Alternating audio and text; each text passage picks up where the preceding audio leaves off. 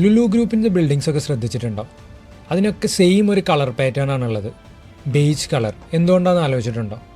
നമ്മളെ വീടാണെങ്കിലും ബിൽഡിംഗ് ആണെങ്കിലും നിർമ്മിക്കുന്ന സമയത്ത് അതിൻ്റെ ഡിസൈനിങ് ആക്ച്വലി അവിടെയുള്ള ടോപ്പോഗ്രഫി, ജോഗ്രഫി, ക്ലൈമറ്റ്, വെതറിനെയൊക്കെ ഡിപ്പെൻഡ് ചെയ്തിട്ടാണ്.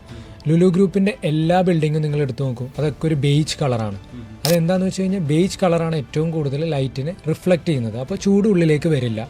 അതാണ് അതിനു വേണ്ടി ഉപയോഗിക്കുന്ന ഏറ്റവും ഇങ്ങനെയുള്ള കളേഴ്സ്, റിഫ്ലക്റ്റീവ് ആയിട്ടുള്ള കളേഴ്സ് ഉപയോഗിക്കുന്നതിൻ്റെ മെയിൻ കാരണം ചൂടുള്ള സ്ഥലങ്ങളിൽ. ഇനിയിപ്പോൾ നമ്മൾ വളരെ സ്നോഫോൾ കൂടിയ തണുപ്പുള്ള സ്ഥലങ്ങളൊക്കെ നമ്മൾ നോക്കിക്കഴിഞ്ഞാൽ നമുക്ക് മനസ്സിലാവും അവിടെയൊക്കെ കൂടുതലും സ്ലോ പ്രൂഫ് ആയിരിക്കും.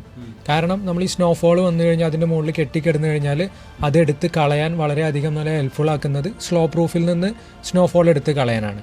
അതുപോലെ തന്നെ നമ്മൾ ഇതിൻ്റെ ജോഗ്രഫി, ടോപ്പോഗ്രഫി അങ്ങനത്തെ പോയിൻറ്റ്സ് നമ്മൾ ഡിസൈനിൽ കൺസിഡർ ചെയ്യുന്നത് എങ്ങനെയാണെന്ന് വെച്ച് കഴിഞ്ഞാൽ ഇപ്പോൾ നമ്മൾ ഹില്ലി ഏരിയാസൊക്കെ കൺസിഡർ ചെയ്യുമ്പോൾ അവിടെ നമ്മൾ ഫൗണ്ടേഷന് ഭയങ്കരമായിട്ടുള്ള ഇമ്പോർട്ടൻസ് കൊടുക്കും. ഭയങ്കര സ്ട്രോങ് ആയിട്ടുള്ള ഫൗണ്ടേഷൻസ് ചെയ്യും. കാരണം ലാൻഡ് സ്ലൈഡ് പോലെയുള്ള കാര്യങ്ങളിൽ നിന്നൊക്കെ നമ്മളെ പ്രൊട്ടക്റ്റ് ചെയ്യാൻ അത് ഹെൽപ്പ് ചെയ്യും. ഇനി നമ്മളത് അതുപോലെ തന്നെ വേറൊരാണ് കോസ്റ്റൽ റീജിയൻ. കോസ്റ്റൽ റീജിയനിൽ ചെയ്യുമ്പോൾ നമ്മൾ തീർച്ചയായിട്ടും അവിടെ സോൾട്ടിൻ്റെ കണ്ടൻറ്റ് കൂടുതലുണ്ടായിരിക്കും. അപ്പോൾ അങ്ങനെയുള്ള സ്ഥലങ്ങളിൽ നമ്മൾ ഫൗണ്ടേഷൻ ചെയ്യുന്ന സമയത്ത് നമ്മൾ ഉപയോഗിക്കുന്ന സിമെൻറ്റ് കോസ്റ്റൽ എഫക്റ്റീവായിട്ടുള്ള ACCയുടെ ഒക്കെ കോസ്റ്റൽ പ്ലസ് എന്നൊക്കെ പറയുന്ന സിമെൻറ്റ്സ് ഉണ്ട്. അതൊക്കെ ആയിരിക്കും ഉപയോഗിക്കുക.